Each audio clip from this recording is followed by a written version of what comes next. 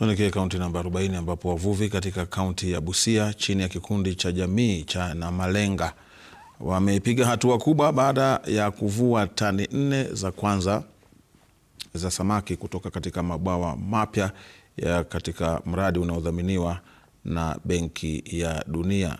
Mradi huo unatekelezwa kupitia mpango wa ufadhili wa hatua za tabia nchi zinazoongozwa na jamii kwa gharama ya shilingi milioni 15. Unatekelezwa katika awamu 3 muhimu za ufugaji samaki, kilimo cha bustani na unyunyizaji maji mashamba.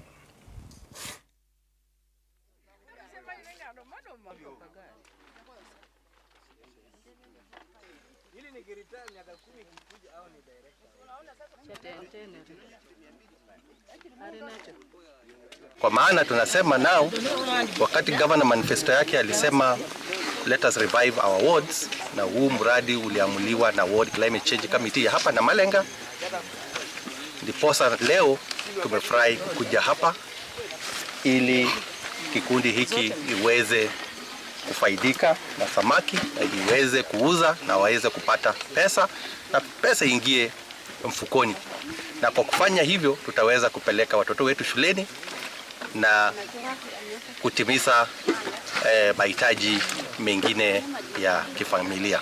Na mradi wa kipekee katika Western Province ambayo ina integrate the 3 enterprises ya agriculture, that is horticulture, livestock na aquaculture. Na pia kama county government ya Busia tuko na mipango wa kufanya Namalenga Irrigation Project kwa a technology transfer center katika upande wa irrigation na pia agriculture, ili wakulima waweze kufikia karibu na kufunzwa mambo ya kilimo ya kisasa.